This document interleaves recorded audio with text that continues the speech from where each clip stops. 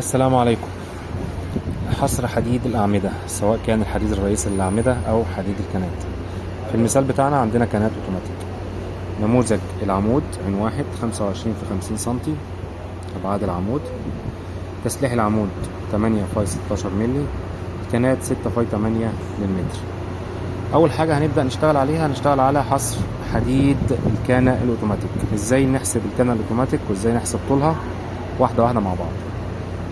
عندنا الكانة الأوتوماتيك بالشكل اللي احنا شايفينه ده، الحداد بيلفها بالشكل ده بالظبط. طب نحصر حديدها ازاي؟ أول حاجة هنصفي طول الكانة الأوتوماتيك، بداية من حديد العمود الرئيسي. هناخد ال2 سم كفر، 2 سم ونص 2 سم ونص، هيبقى طول الكانة 45 سم. نفس الكلام في الاتجاه الآخر، في العرض بتاع الكانة، عرض الكانة هيبقى 20 سم مع اعتبار 2 ونص و2 ونص كخانة الكفر عندي. يبقى أنا دلوقتي وصلت لأول معلومة في الكانة الأوتوماتيك، إن الكانة طولها 45 وعرضها 20 سم. طيب عندنا في الكانة نوعين من البيوت، بيت مفتوح وبيت مقفول.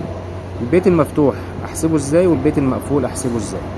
أنا عندي معادلة بتساوي إكس، اللي هو طول البيت المفتوح في الكانة، بيساوي طول الكانة ناقص 3 سم على 3. طب ليه نقصنا 3 سم؟ أنا عندي الحديد في العمود 8 أسياخ في 16، يعني قطر السيخ 16 مللي، هنعتبره تقريبا 1.5 سم. 1.5 سم لما أجي أدخل الحديد أو أدخل الكانة عشان تحيط بالحديد، هيبقى عندي فيه تخانة الحديد جوه. يبقى أنا هعمل شيفتنج لفرع الكانة في البيت المقفول بمقدار تقريبا 1.5 من كل اتجاه. يبقى هنقسم المسافة كالتالي، عندي إكس زائد 3 وعندي إكس الناحية التانية. يبقى المسافة اللي في النص بيت الكانة المقفول بتزيد 3 سم عن البيتين المفتوحين اللي على الأطراف.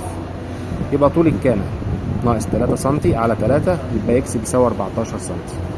يبقى الجزء ده من هنا لهنا ده 14، من هنا لهنا هنزود عليه 3 سم هيبقى 17، وفي النهاية 14 سم. طول بيت الكانة المقفول بيساوي 14 سم اللي احنا قلنا عليهم زائد 3 سم بيساوي 17. طيب بالشكل ده اقدر احسب طول الكانة الاجمالي بكل بساطة.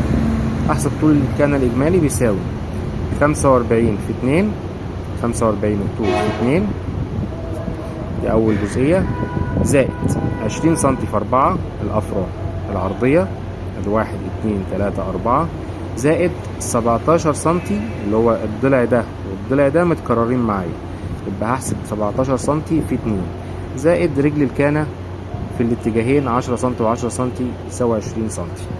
يبقى عندي طول الكانة الإجمالي 2 متر 24 سم.